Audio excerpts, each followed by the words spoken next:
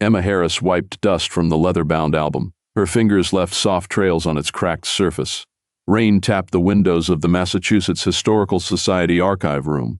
3 weeks into her research on Depression-era families, she had found little until now. "Where did this come from?" she asked the archivist. "Donation last month from a Salem attic. Nobody has cataloged it yet," he said. The first page showed a couple before a white Victorian house labeled The Wilson Family, 1932. The man in a banker's suit, the woman in a modest dress, 3 children in Sunday best. Something felt wrong.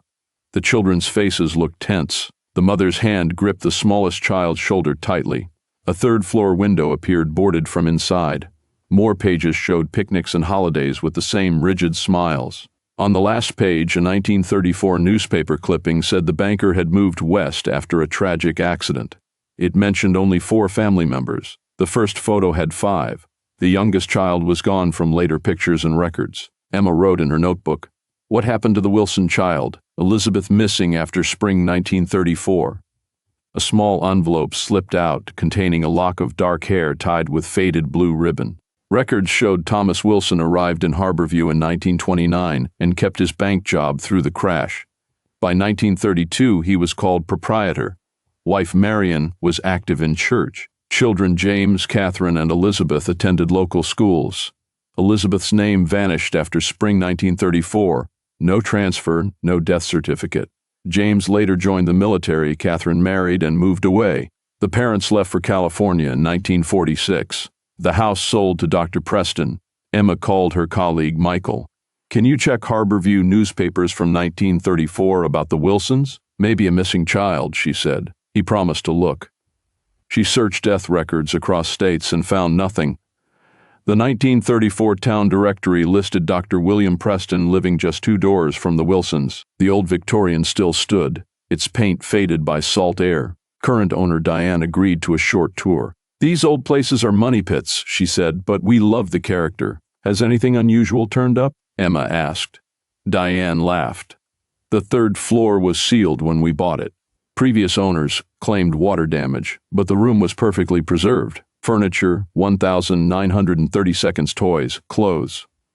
When we stripped the wallpaper, we found children's drawings on the plaster. Some were disturbing." Emma asked to see the photos. Stick figures showed 4 tall people around 1 small one. Later drawings placed the small figure behind bars or in a box. The last one showed 4 figures over a hole in the ground. Dates ran from January to April 1934. Under the floorboards, Diane had found a tin box with a child's diary, hair ribbons, and a broken doll. Most diary entries were ordinary, but March 1934 one said, "Daddy says I'm not to go outside. I've been bad. Mother says the doctor will make me better. They locked my door. I'm scared of the dark." Final entry, April 15th, Dr. Preston came again. "I heard them talking about the basement." Diane said the basement had a hidden room behind a false wall. Emma asked to see it. 93-year-old Harriet Johnson, former town librarian, remembered the Wilsons. Thomas saved the bank, though rumors followed him. Elizabeth was sweet, but they always said she was sickly. Official story was tuberculosis and a sanitarium. Harriet's father, the postmaster, said Dr. Preston never sent samples or requested sanitarium records. There were whispers. Marion had episodes. Thomas called Preston when she grew difficult. Elizabeth began the same, outbursts, talking back. In those days, defiant girls were seen as problems. Preston traveled to Europe for new psychiatric ideas. Some said he experimented. The Wilsons left soon after Elizabeth vanished. 6 months later, Marion seemed subdued. They sold the house to Preston, who kept it until he died in 1963.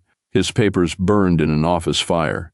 Harriet added there was an unmarked grave section behind the pine grove. One marker from April 1934, just a number. Catherine's daughter Helen lived nearby and kept to herself. In the basement's hidden stone room, the air stayed cold and smelled of damp earth and old antiseptic. Iron rings were set deep in the walls. Scratch marks marked the mortar. A faint outline on the packed earth floor looked about the size of a small body.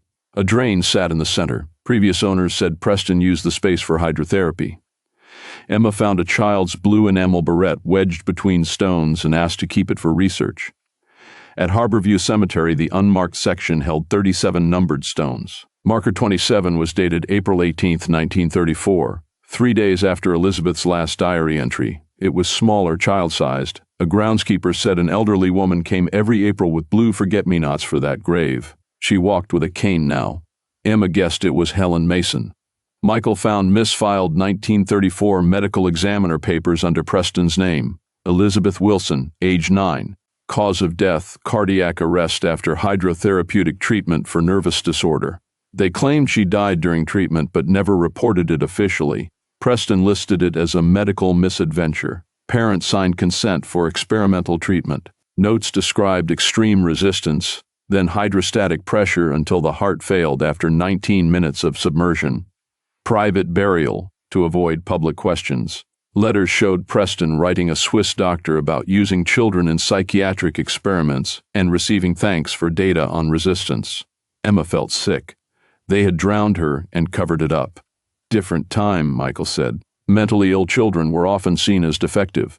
Parents desperate for a cure trusted extreme methods. Helen Mason, 78, lived in a cottage overlooking the bay. I wondered if someone would ever piece it together, she said. Mother never spoke of Elizabeth directly, but after too much sherry she talked about the terrible mistake. Marion had what we now call bipolar disorder. When Elizabeth showed the same mood swings and defiance, grandfather panicked. His banking career needed to look stable.